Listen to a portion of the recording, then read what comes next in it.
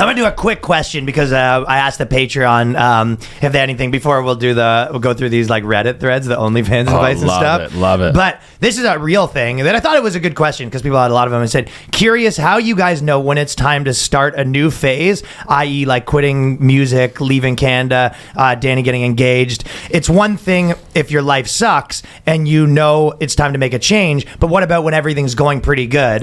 That's a pretty good question, that right? is a good question. Chris Williamson always used to talk about, I mean, I had something that he posted and he had said something too, because he was sort of saying that there's a theory when a lot of times people don't move, they don't get out of a bad situation because it's not bad enough. Yeah. And he's like, you know, like a relationship or a job, you go, if it was actually worse, you'd be more likely to leave. For sure, rock bottom. Yeah, but you haven't hit rock bottom. He's like, it's just okay. Yeah, so it's a lot of people don't progress because everything's just okay. But then I was also, there's that phrase that I was telling him that what's the best person to be on the ladder? It's like the one that's still climbing. Yeah. I just heard that one he did. That was great. Yeah. No, it was real good. I think for me, it was always like, I always knew where I wanted to go. So but when I started stand up, I knew I wanted to go to New York and I had to go to Toronto first to like make it over there. They were stepping stones. Yeah. So I always kind of had the vision of where it was going. And then the baseline was just like, get funnier. Like, that is a constant that never changes. And then all these other things like making TikToks, doing stuff on YouTube, all that stuff came in as a goal of getting funnier and getting better at comedy.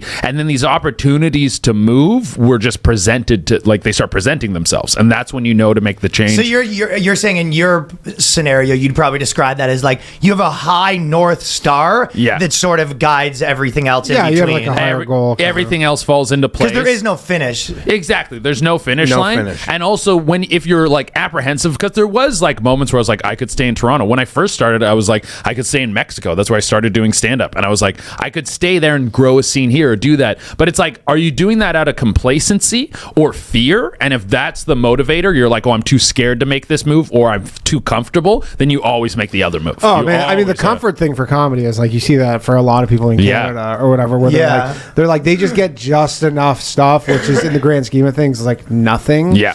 But he said, like, this guy even said, though, like, what about when things going pretty good? Like, you know, a lot of times people will leave things when it's doing good. And I think the answer to that is when you don't feel like you're progressing anymore. Yeah, 100%. Like, you know, because everything has a certain, and then there's at some point it really levels out. Yeah. And it's like, when do you not feel like you're progressing, like at a human end in life or in anything? And if you feel yourself starting to get frustrated with very simple things, like what I noticed this actually when I was scuba diving, because there was a very clear hierarchy of moving up. You basically had to pay for a new course to get to the next level to do like teach higher level students.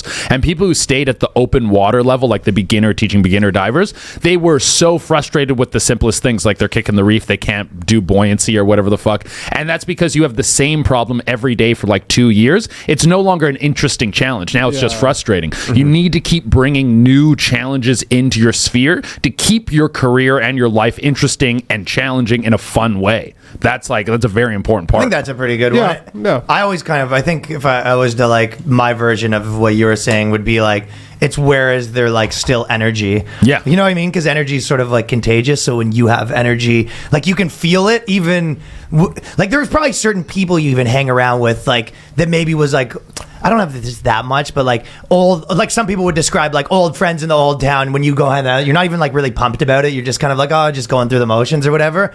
So because there's no like energy there, you're getting pumped up. So maybe like when you feel like you're going through the motions. Yeah, absolutely. If that's all you're doing, that's not the place you want to be. That complacency, that frustration, it's a horrible. You get draining. Then you'll depends what you're doing though. But yeah, like what's the context of this question? Just in general. Maybe they're asking in terms of their own life, but I don't have the specifics. Oh, okay. Mm-hmm. But yeah, because I think you're sometimes Seinfeld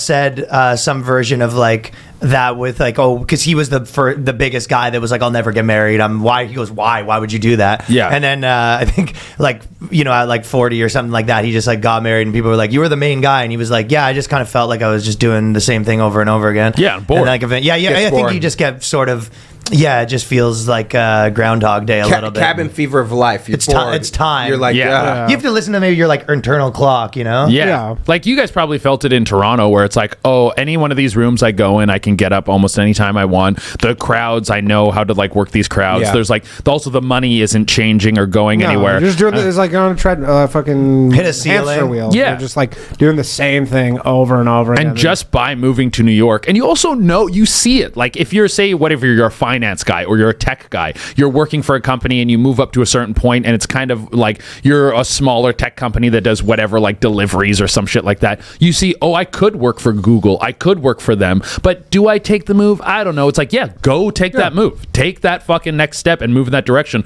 Or if you get high up in Google, it's like, I want to start my own company that does this. I have this idea that they don't want to do. Make those moves that you see in your head. It's that fucking book, The Alchemist. It's like you see the omens. You see these. What does it describe? I've never read The Alchemist, actually. I heard of The Alchemist is amazing. What's The Omens? So it's basically life presents you omens, like opportunities to do things. Like it, like Now it presents JJ Omen. Man.